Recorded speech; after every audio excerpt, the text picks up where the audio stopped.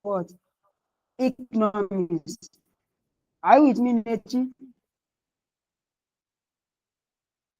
Yes. Yes, I mean. Okay. So we have positive and normative economics. Positive and normative economics. So economics analysis can be divided into two.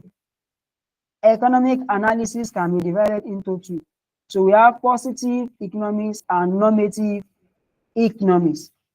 So what is positive economics? That is when you want to analyze as an economics analyst, as an economics what? Analyst. So we can analyze in two different ways. So the first one is positive economics. This is concerned with describing and analyzing the way things are or the way things will be if certain condition exists. Do you understand now? Positive economics means for one thing to happen, the other must have what? Happen. For one thing to happen, there must be a certain condition that exists. For instance, the statement now, you know, this is just what I like, what I've explained. If you take note now, for example, now, an increase in demand for a commodity will cause its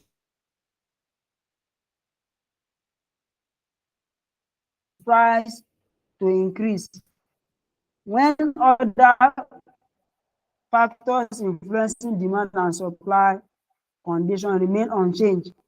Is a statement in positive economics. In other words, positive economics is an objective science which provides explanations of the working of the economic system. So what we are saying is that if price of a commodity is increasing, of a product is increasing now, so it means that price that is increasing is as a result of another what? Factor. For example, now let me give you an example, a simple so that you can understand it once and for all. When we say demand, what are the factors that can affect demand? Nechi, when we say demand, you want to buy something now. What can affect your demand for something, for a product? Price, Abi. Apart from price, climate factor is also another factor that can affect demand. So it means if the price is going to increase, it will be as a result of something. If the price of a product is increasing now, it's probably because the demand is what? Low.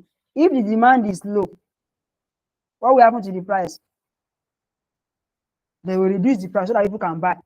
But if the price is high, people will begin to what? To reduce to buy. So that is positive economics. So the second one is normative economics. This is concerned with what ought to be or should be, particularly how economic problems should be solved. It is a subjective science which deals with those areas of economic behavior in which personal value judgments are made. Normative economics give rise to statements such as money supply should be reduced to lower inflation rates in the economy. So what normative economics is saying is that it's not concerned with what ought to be. It's not the way this thing is supposed to be, but how it should be. There's a difference between ought to be or how it should be. So it's not concerned with the price that we sell in market yesterday. That is the simple explanation. So normative economics is not analyzing. I can sell biscuit for 500 naira yesterday. Does not mean that I'm going to sell it at that 500 naira today. Some things there might be reason why the price will have increased or why the price will have reduced today. You understand? But if there is no any reason for the price to change, it means I can still maintain the price. So it's not the way what ought to be, but the way it should be based on the what? On the what? On the rate of the economy, inflation rate of the. So if the price of goods are increasing, so I also have right to increase my own price too. But if the prices are reducing, then I also have the right to what? To look at, for example, look at Nigeria as a case study now. where price of products are high. So you can't tell me that you want to start selling rice tomorrow now, and you'll be selling your own at 200 naira per derica. Is it possible? Hmm? Maybe you want to do charity. Answer me. So let's say that the way inflation is now, inflation means when the price of products are increasing in the country. So let's say that you now want to start a business now, want to be selling rice. Are you going to increase the price or are you going to reduce it? Okay, people are buying at 1,000 per derica, but you now as a nice person, okay, you want to start selling your own at maybe 500 naira per derica. You want to do charity for people.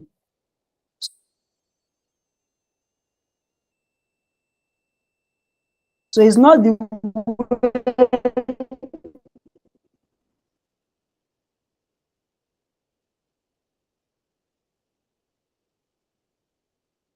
it ought to be,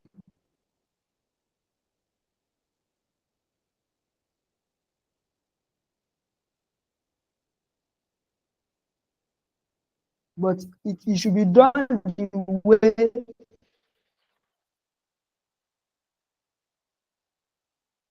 at which other people are also selling their own too. When they reduce their own, you too will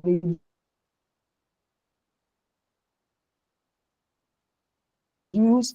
Even if you do not reduce problem, not to buy. If the price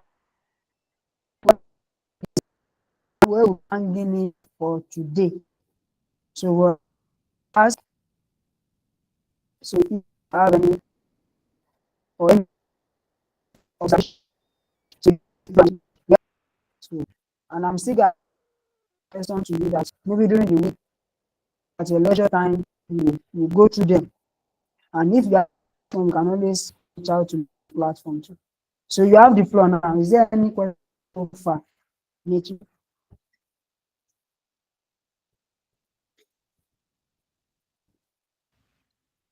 I don't have any question right now.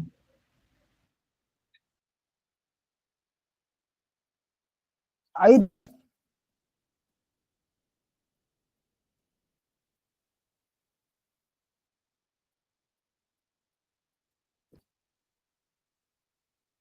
have said, is he explanatory very well, or you need clarification in any aspect?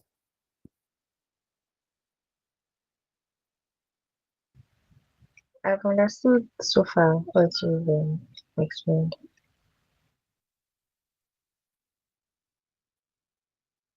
Hello?